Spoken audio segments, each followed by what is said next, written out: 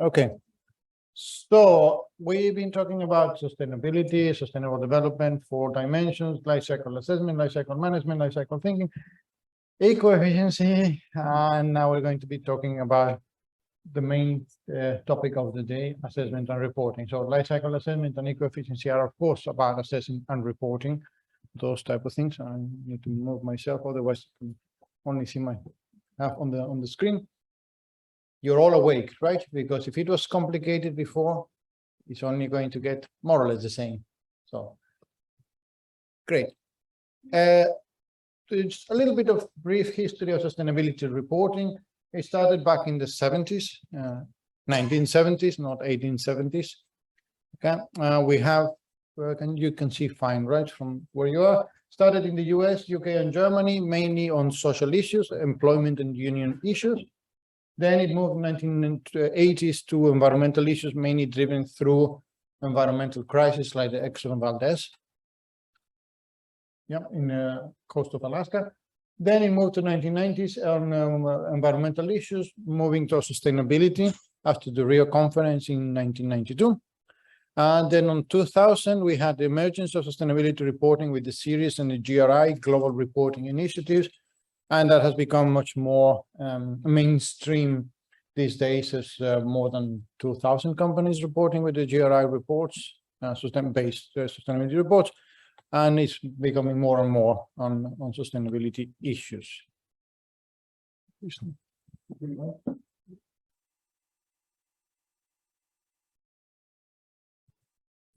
Better, right? Yeah. No. Okay, I need to be consultant. Yeah, that's a little bit better.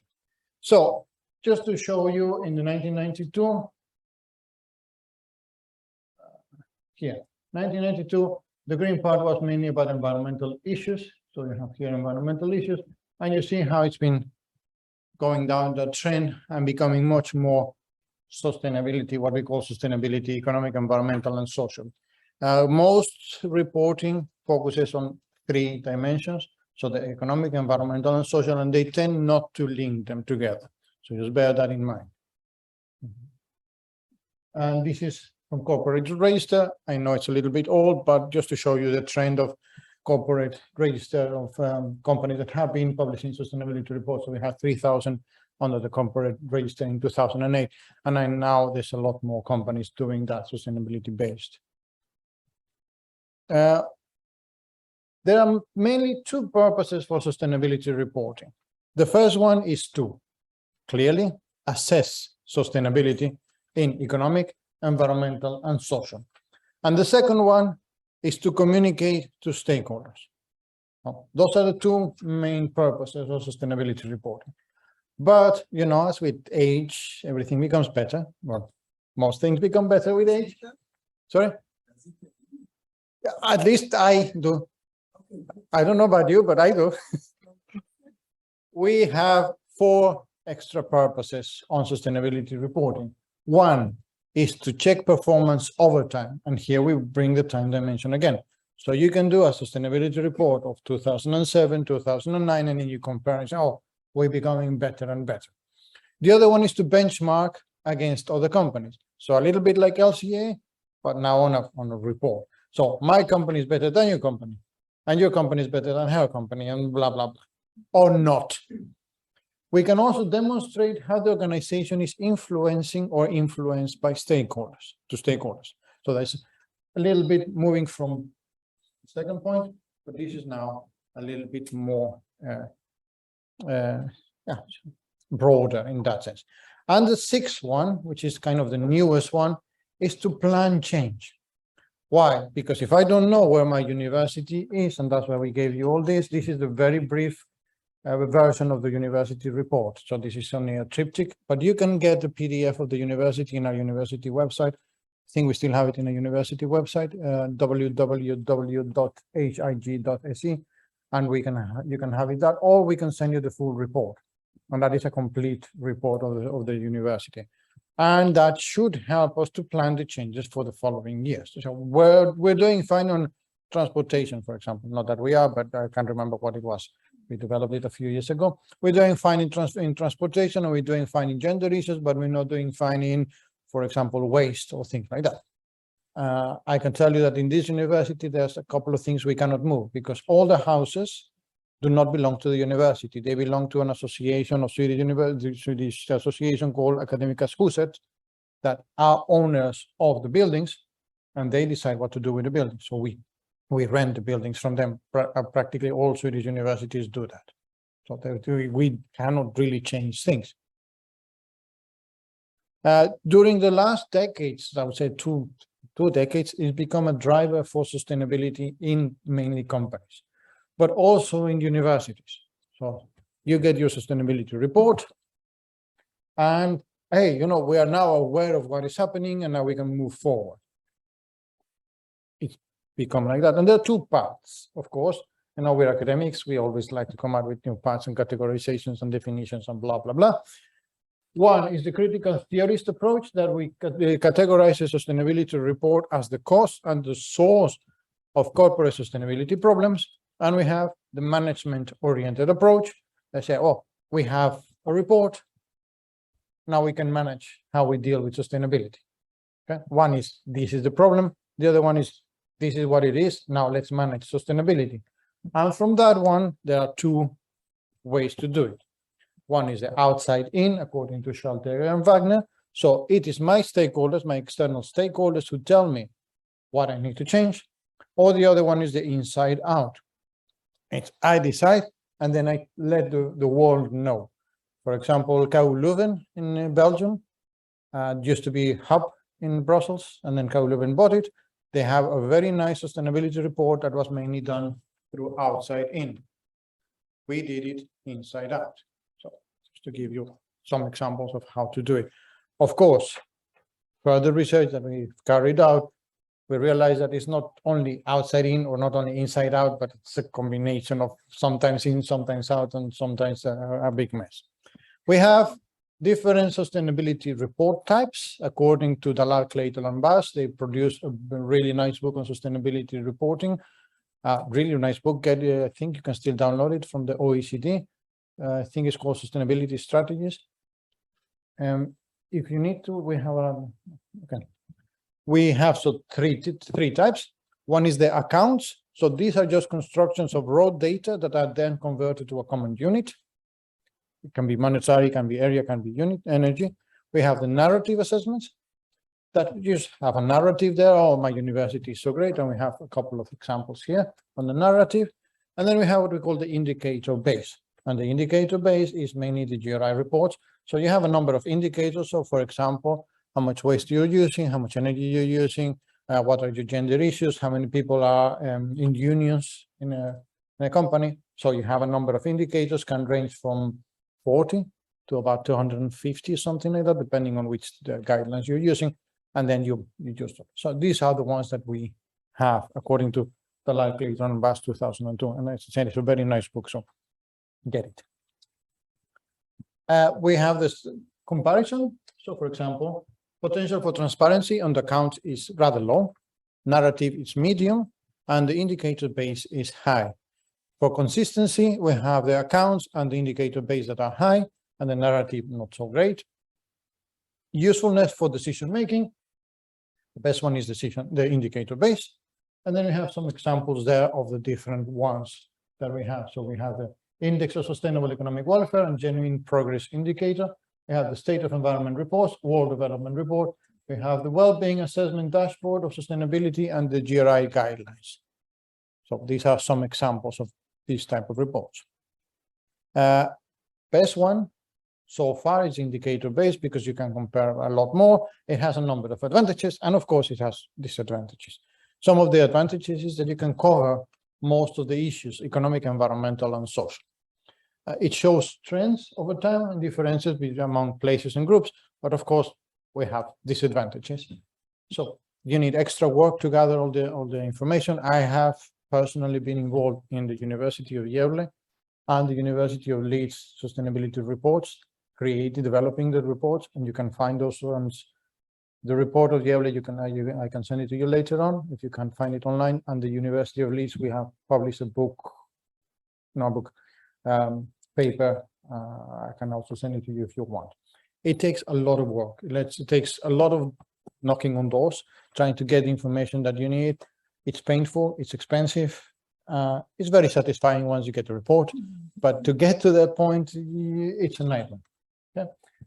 The thing is that once you start the process, it's almost impossible to stop because your stakeholders keep on asking for more and more and more information.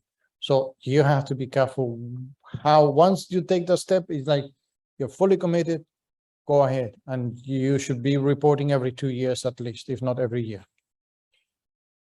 As I said, stakeholders tend to demand more and more information from that. It is very problematic to keep the balance between the details of the report and the big report. So you can see here some examples of, let me see, in page, for example, page 12, social issues of sustainability. We have a lot of details there. You all have a copy of this? Yeah, okay. So that's a detail, but at the same time, we need to keep consistency throughout the entire report. And this is just a triptych, as I said. We have, as I said, the sustainability reporting guidelines. So there's a number of them.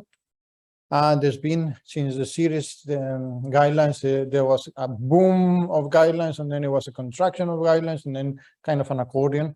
And now we have about 5 that are widely recognized. The other ones either were absorbed or disappeared.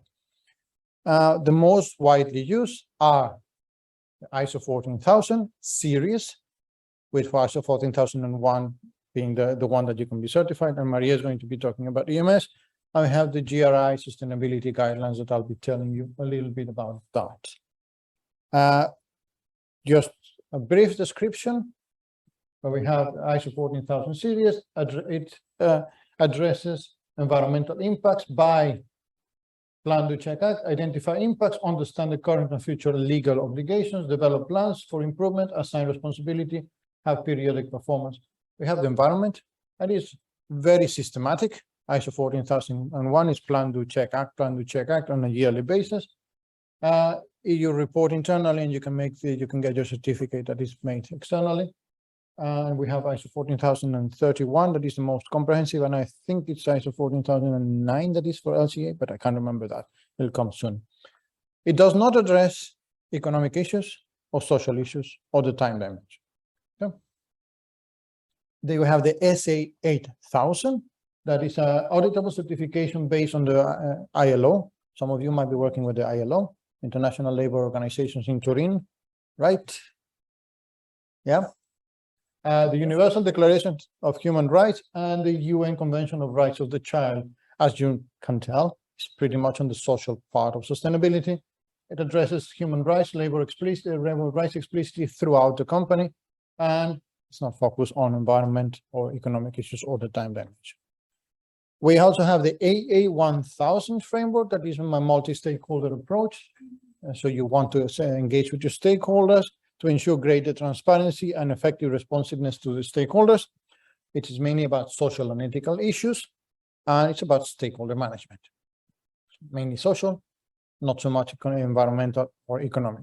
We have the GRI guidelines, that, as I said, is the most widely used.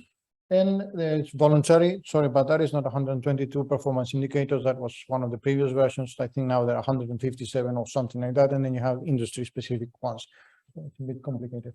It addresses economic, environmental, and social. In the version 2, they ask for interlinking issues and dimensions, but they kind of let them go afterwards. It's one of the most complete, and that's why we're going to be talking about that. It has a large number of indicators, and it's difficult to do it. This was based on the GRI, plus a number of other indicators that we developed for universities, but also interlinking issues and dimensions. So Rodrigo explained to you in the previous session that there are many initiatives, tools, approaches that organizations can use to contribute to sustainability. So this is why we are talking now about environmental management system. This is an example. This is one tool that organizations think about, for example, public organization, a company can use this environmental management system to contribute to sustainability. But keep in mind that this is only focused on environmental issues, and we will insist on this during this presentation. So why an organization would choose to use an environmental management system? Well, it is designed to help manage resources, and it serves as an environmental credential for your customers, if you have any, clients, etc. So we will talk about assess and improve all the time. It's a way to assess where are we and try to improve that. But in using environmental management systems, we choose which areas we want to improve in our organization. So these are the common elements for all the environmental management system, or EMS. And if you read them, all of them are related to this idea of assess and improve. Identify companies' impacts, understanding current and future legal obligations, developing plans for improvement. So assess and improve, assigning responsibility and monitoring, because we need to check if we are doing things in the right way and try to improve. EMS have some benefits, and I think that one of the most important is that it's a way to be systematic when we are trying to improve our environmental performance, and it's also a better way to achieve this regulatory compliance.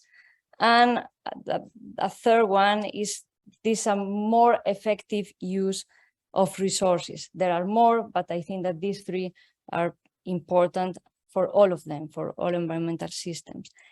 They have some advantages. For example, this idea of being systematic, as I told you, this is a way of report internally.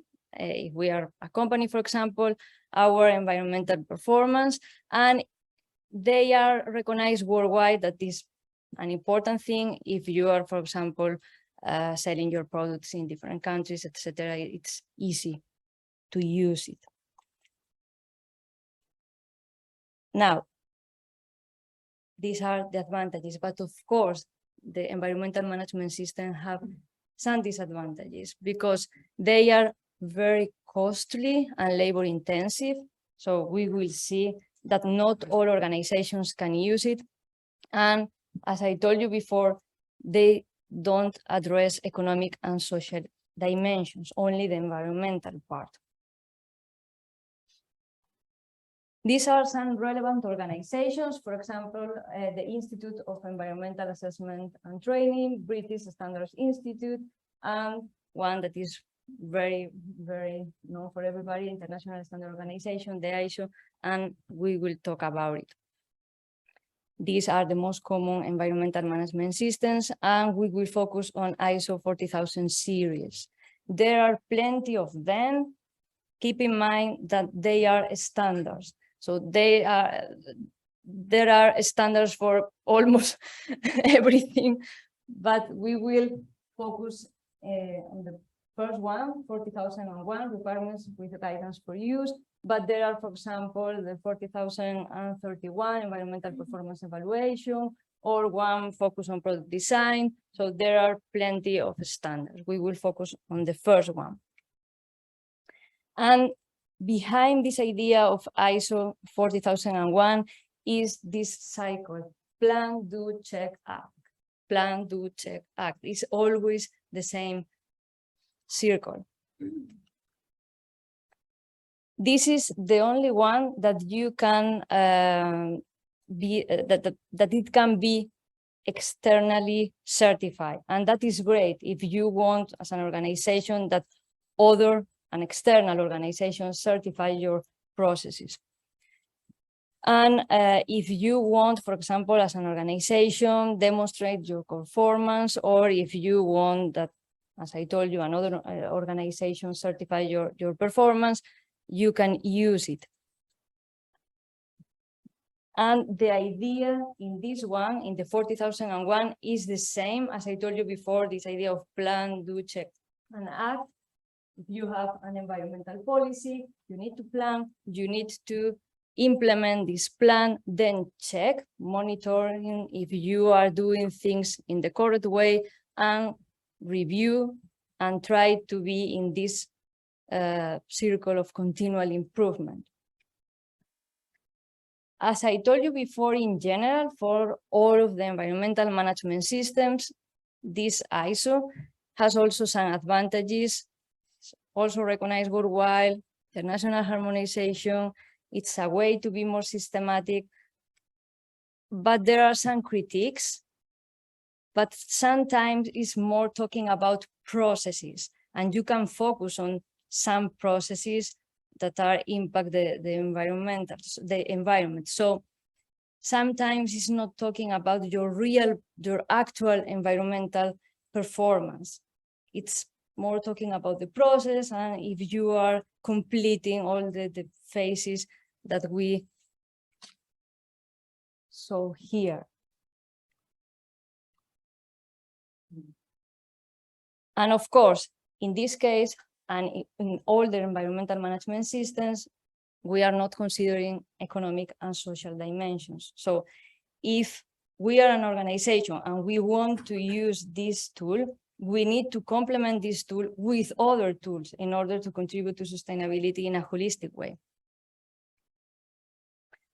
The same as before, it's costly, it's labor intensive, and if we have to conclude something, if we are a big company, for example, working in different countries and we have money enough, okay, we can use it and complement it with another tools. But for example, for small and medium companies, maybe it's not the best tool to use it. And now Rodrigo will continue with the GRI. Thank you. That should be GRI, as Maria pronounced it, and not Jerry. Jerry is somebody else. So she has the right pronunciation. You still alive? Yes. Yeah. A few more minutes to go before lunch. Yay. IKEA meatballs. I promise you that in what was it, in Frascati, right? Okay, so we've been talking about the GRI guidelines. The GRI stands for Global Reporting Initiative, and it's based in Amsterdam. Yeah, thought I was going to say Geneva, but no, it's Amsterdam. Very close to Anne Frank's house, by the way. It's a long-term multi-stakeholder and international process. This sounds very fancy, right? It is very fancy, and they have meetings every year, I think 4 or 5 meetings everywhere. I've attended one of those meetings. It's really great to have a multi-stakeholder perspective. The problem is that sometimes one stakeholder has more power than others, and then they kind of lean that discussion to whatever you didn't want to, and then you just, hey, you know, listen to me. And you're like, no, you're nobody. So it depends on that. So it's very good that we have a multi-stakeholder approach, but then you need to reach consensus, and that's a little bit complicated sometimes. It's a voluntary approach.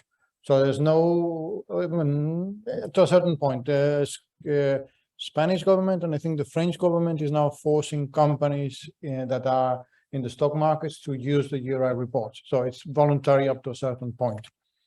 It's organized in terms of performance on economic, environmental, social, and it has over 150 indicators. And they have also another category called general category, and that's where you have the information of your company or your organization. Like, we're based in Gävle and we do this and we do that. And our main activities are torturing students and things like that. And you have to focus it on some principles. And I know your lawyers love your principles. And if you don't like my principles, I have others, said Groucho Marx. Groucho Marx? Groucho, whatever. I'm too old. So you have materiality, and that is very important. So what is material for my company? What is material for my stakeholders? What is important in that way? We have stakeholder inclusiveness, sustainability context. We talked about materiality in ATC4 when we talked about stakeholders, by the way, I remember. We have completeness in terms of scope, boundaries, and time. We have balance, clarity, we have accuracy, we have timeliness, comparability, and reliability. We have this overview of one of the latest ones. We have the foundation, the universal standards. So they have the 101, that's a focus on the starting point. We have the general disclosures, the management approach. Then you have the economic, environmental, and social parts of sustainability. And then you have industry specific, like airport operations, construction and real estate, electricity, utilities, event organizers, NGOs, oil and gas, and universities are not there. Although I've been telling them, add them on, but nobody listens to me. I think you're the only ones who listen to me. We have no, yes, it's a captive market. Yes. So on the general part, we have organizational profile, the strategy, ethics and integrity, governance, stakeholder engagement, reporting practice, and general requirements. We have also the economic indicators. We have the economic performance, market presence, indirect economic indicators, procurement practices, but not public procurement, and anti-corruption. Yeah. We have the environmental indicators going from materials, energy, water, biodiversity, emissions, effluents, and waste, environmental compliance, supply environmental assessment, and we have also the social indicators that, okay, you're going to read them because I'm getting a little bit tired of reading them. There's a lot of them, and usually in the social category, you have subcategories, so each of these have categories and categories inside and more categories inside, and we have, for example, freedom of association, non-discrimination, diversity and equal opportunity, child labor, as in, please don't use it. Okay. Rights and indigenous peoples, human rights assessment, and we're talking about human rights assessment, yes. In the morning, we have public policy, etc., etc. There are a number of challenges when you're doing a report, as you can imagine. Just looking at the social indicators, you probably went like, oh my gosh, do I have to do all that? Yes, you have to do all that when you're writing a report. Yes. Once you start it, that's it. As they said, you have committed. That's it. Stakeholders tend to demand more and more about what you're doing on your things. You have to keep up the balance. I've said this before, but if I repeat it, maybe you remember it later on. You need extra resources and time to develop your report. In the University of Leeds, I had a very great assistant knocking on doors, and he went crazy. Sometimes he would come and say, they don't want to give me the information. So we had to call somebody to catch, so you'd call somebody to, I felt like I was in the mafia. For this one, we had also a great assistant, and the university here was a bit more transparent in some of the efforts. We have some critics called reporting fatigue. Oh no, not another report. And people never read the full report, so that's why we decided to do this one. But if you're interested, we have the bigger version. So there's a lot of indicators when you have to read a report. You're like, gosh, if you have to do it for your PhD, do it. But otherwise, people don't tend to do it. There's still very few companies that are doing it compared to the whole companies in the whole world. So we have 2,000, 3,000 in the GRI database, 5,000. How many companies are there in the world, registered companies? The quality of most sustainable reporting disclosure tends to be low, and sometimes they make huge mistakes. There was a case of a company that was reporting their CO2 emissions in one country bigger than the US. So you have to be careful with numbers. But when you have so many indicators, you might make some mistakes. Many of the reports fall short of the GRI guidelines. So where the GRI is asking you for so much, and many of the reports are just here. They had previously 3 categories, A, B, and C, with a star. So C was the most basic one, and then the A, the most advanced one, and the star was that you were externally certified, but then external certification became a little bit of a chaos, and who did it and who didn't do it. And then you have PricewaterhouseCoopers charging for a lot of money for that, for checking the report, but they didn't check the report. They only checked for some of the indicators in the report. And yes. And as I said before, they tend to what we call compartmentalize the indicators. So I report economic, I report environmental, and I report social. But what happens with eco-efficiency? If I have eco-efficiency measures from 3M as a company, or whatever other company, you're affecting 2 parts of the equation, right? You're affecting economic and environmental, but what happens to that? What happens if some of my employees are going out volunteering for the community? You're affecting social issues, but also maybe economic issues. What happens with philanthropy? So there are a lot of activities that a company does that are dealing with not only one dimension of sustainability, but 2, sometimes even 3.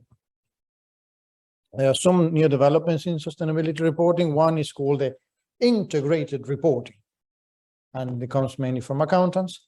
Once I was at a conference of reporting and integrated reporting, and I asked one of the big bosses of integrated reporting, so how integrated is integrated? He kind of told me, yeah, not so much. But I didn't tell you that, okay? And I've been working with sustainability reporting for, yeah, I think Queen Victoria wasn't even born then. And I've been working on interlinking issues and dimensions. So we have economic, environmental, social, but we also have another one that is those indicators that are within a dimension, so economic to economic, or environmental to environmental, or social to social, but also between dimensions, so economic to environmental, economic to social, environmental to social, or among dimensions. That means the 3 dimensions. And I've been working with that. We did some analysis in 2011. Then we did another analysis in 2014. You can have the papers over there. If you have EduROM, you can download them. And that's what I've been working on. And then we did it for universities with a bunch of things. That's what we have, kind of these type of things. So assessment and reporting, as with LCA, with eco-efficiency, are very important tools.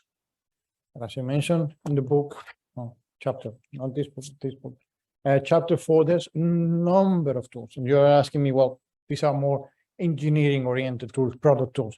But there's also management-oriented tools. There's also other types of tools. We have very few tools per se addressing what we can call human resources, the social part, or change management, and that's what we have for the ones. These 3 are very important. These 3 are very important for today because today's session is called assessment and reporting. So it's very important for that. But it's very important that you also go a little bit beyond what they're asking for, and not just think about economic, environmental, and social, but think about economic, environmental, social, the time dimension, and the linkages. Have a life cycle thinking approach in whatever you do. And then tomorrow you have a little bit of systems thinking approach. Yeah. Thank you very much. Yes.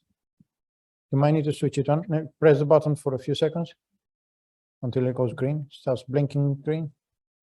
Yep. I'm always asking what is scope 1, scope 2, scope 3. Is it part of the sustainability reporting? Yes, it is part of the environmental issues on emissions. You have scope 1, 2, and 3. I didn't want to trouble you with all the indicators, so I gave you what we call categories. So in each dimension you have a category, and in each category you have a number of indicators. So you have scope 1, scope 2, scope 3. If you're interested, I can give you a lot more information, but I know that, you know, the non-lawyers and the lawyers and things like that. So our intention is to make life cycle assessment, eco-efficiency, and assessment and reporting more palatable for those who are not experts. There's a lot of information. We can give you more information. We can get you the report. We can give you a lot of papers, but that's just only if you're interested. I think, and that's what we discussed with Martin, with and Roberto, saying, look, we need at least to give you the basis.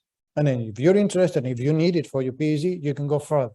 If you don't need it, at least you're aware that, no, a company might need to do an EMS. Company might need to report on sustainability issues or life cycle assessment or management or thinking. But I do encourage you to get life cycle thinking there in your chips. Put it there. The questions were about between the GRI and the other one, the ISO, the monitoring, the auditing mechanism changes between the 2. There are 30 monitoring, one is under the Yep. So ISO is the International Standards Organization based in Geneva, and they have ISOs for practically everything. So you have ISOs for films for the camera, you have ISOs for screws, so you have a lot of different ISOs. You have ISO 9000 for quality, you have 18,000 for health and safety, you have 14,000 for management, and not only that, but there's a business of consultants who are trained by ISO, who are then allowed to certify you from ISO. That's the ISO side. Now, the GRI doesn't really certify anybody on GRI, but there are companies that provide that service of either training so that a consultant can come to your company and help you with that, or to provide a certification on that little star that they used to have. That usually is done by PricewaterhouseCoopers and those big consultancy companies. Whether they do a good job or not, that's another thing to be discussed. So they are, you can call them similar processes, but they cannot, they do not overlap in that sense. That was.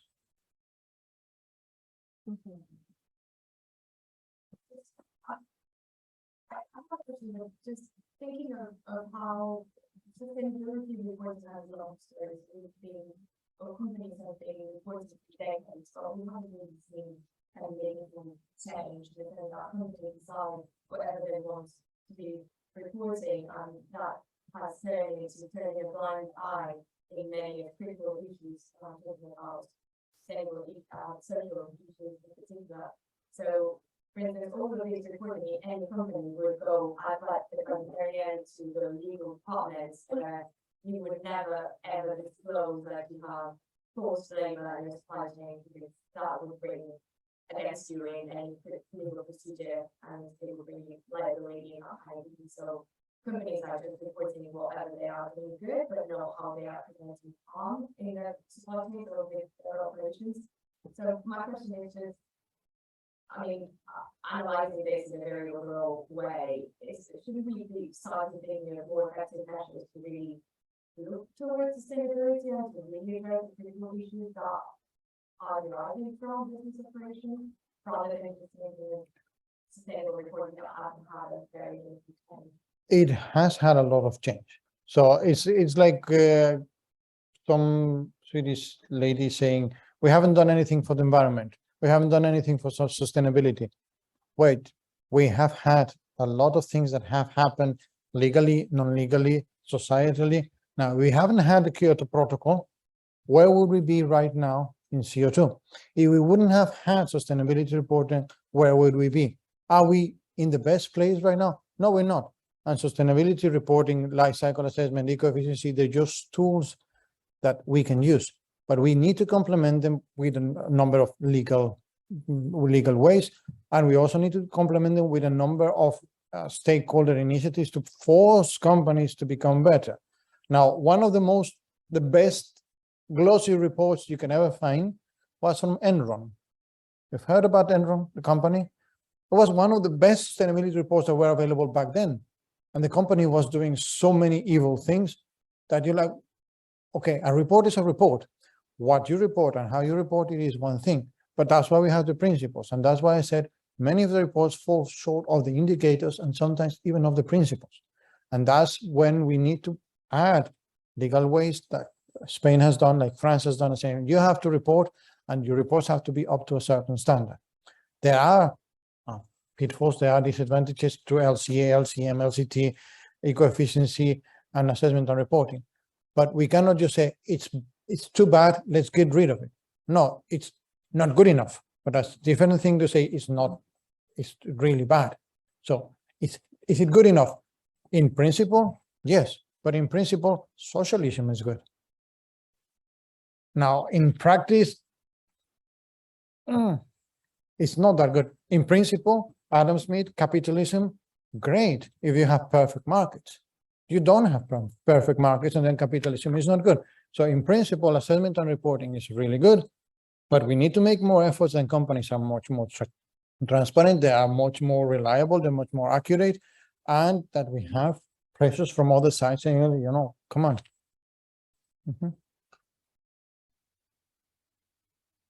If not, there's another one somewhere.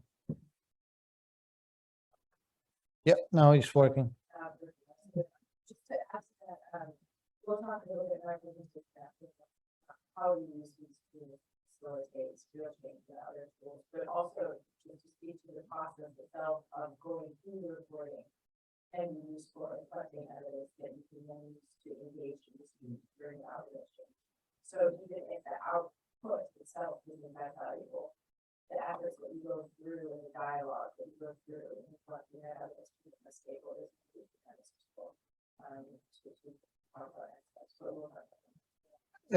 The objective number 6 is plan change. So on sustainability assessment and reporting. There's companies who outsource completely the sustainability reporting. So they ask whomever, just here's the data, come to my company, collect it and publish the report. Great, I mean, you don't have to worry about it. The problem with that is that you completely lose one of the main objectives of the company, which is learning about sustainability issues and how you can improve them, whether you're bad or not bad.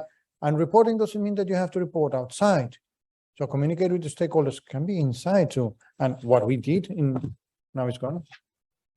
Here you have some information. In the PDF, the full report, you have other information, but the information that we have internally has to be cleared out by lawyers, has to be cleared out by a lot of people, and then we cannot disclose that information for legal issues, liabilities, and whatever you want to call those in legal terms. So competitive advantage, if you want to call it whatever. So you have to do it internally, and then externally, and you have to clean up that information. So there's a number of processes. So if you outsource assessment and reporting, you will lose all that learning process, and then you cannot really plan your changes. And then, of course, you need to decide what you can really portray to the outside. Yep. There's another one here, just in case. And there's, yep. We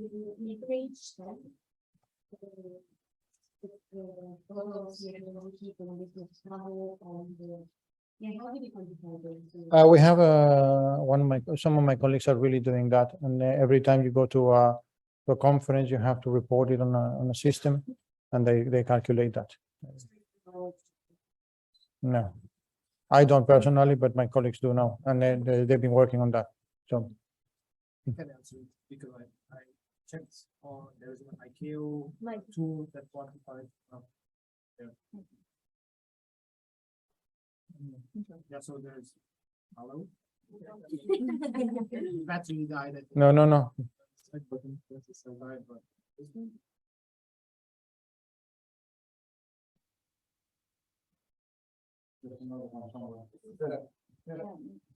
Hello.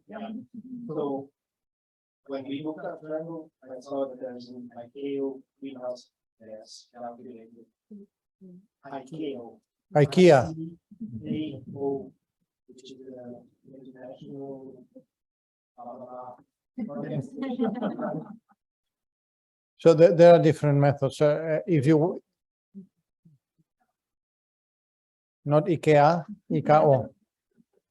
It comes with an Allen key too. It's a standardized method to calculate the greenhouse gas impact. Thank you. Any other comments, questions? We still have about 15 minutes before. Maybe Mike. no, I guess. Yeah, for recording and. The question was also linked to what Maria was saying, that this is expensive, resource intense. How can you think that it can be picked up by small and medium enterprises? Thank you. Sizable chunk of the economy in the European countries. Thank you for that very relevant question. There's countries, for example, in Wales, where I was doing my PhD some years ago, they had called the green dragon. I mean, the dragon is the animal of Wales, in case you didn't know. Now you do. They have the green dragon that was ISO 14001 light, so you wouldn't have as much effort and resources. I haven't really followed up on that, if they still have it, or if there are any other countries doing anything like that, but there are some attempts to reach SMEs in that sense. SMEs are a very, very difficult target. We did a project last year, was it? With some SMEs here, very, very difficult to access. We finally got some, but they're very relevant, and they have very limited time to do sustainability or anything else. Very difficult. Which was sustainable, viable, yeah, viable. Okay. So. Yeah, we still have about 10, 15 more minutes. I'm not sure about the external auditing thing, so is there specific indicators that you have to publish, or do you choose which indicators you want to publish? For EMS or for GRI? No. Okay, if for EMS, what you would usually do is that you say, I want to become ISO 14001 certified. And then you call a consultant. The consultant would come and they would tell you, okay, we need to work on this and this and this and this.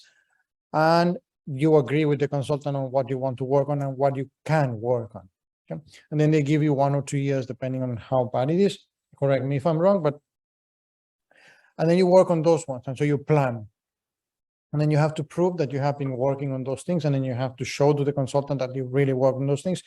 And then on that year, I don't know if it's on that year, but the next meeting, the consultant agrees or disagrees whether you would be certified the following year or so. And then you have to prove that you are working on towards the things that you and the consultant agreed you were going to be working on.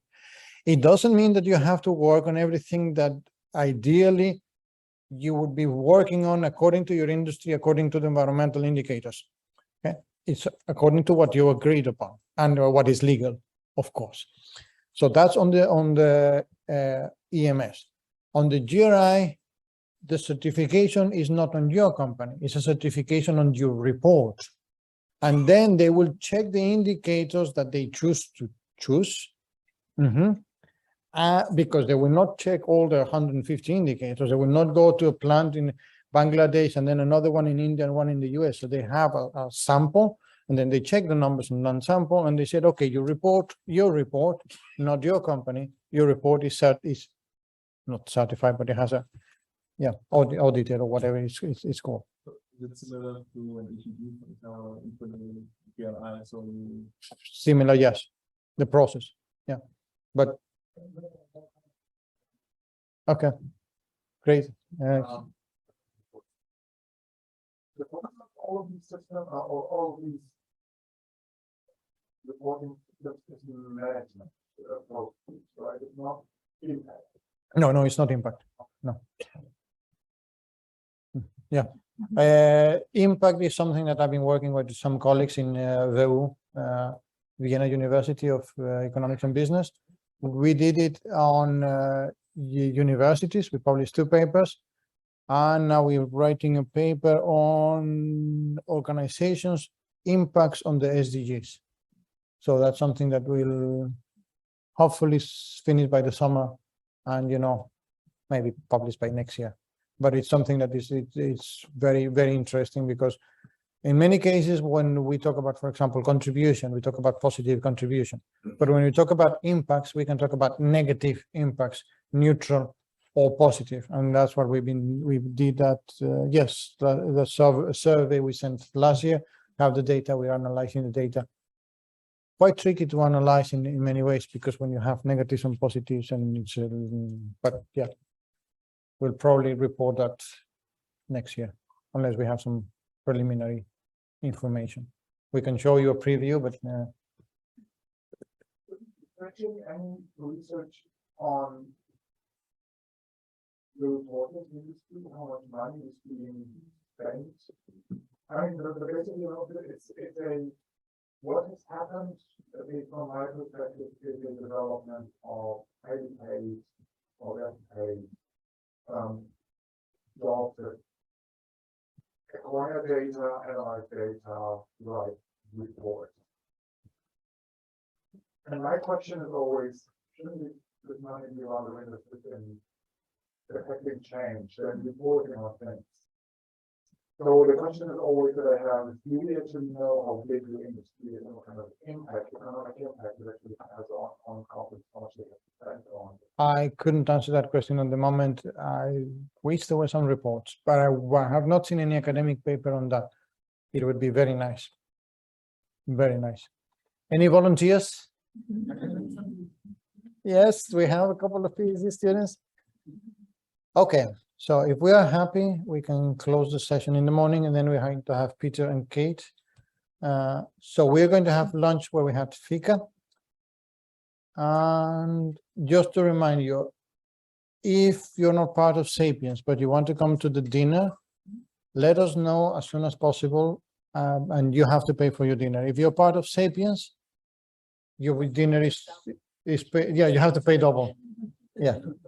If you're part of Sapiens, your dinner is covered by Sapiens. If you're not part of Sapiens network, then you have to pay for your dinner. So just let Maria or Miriam know.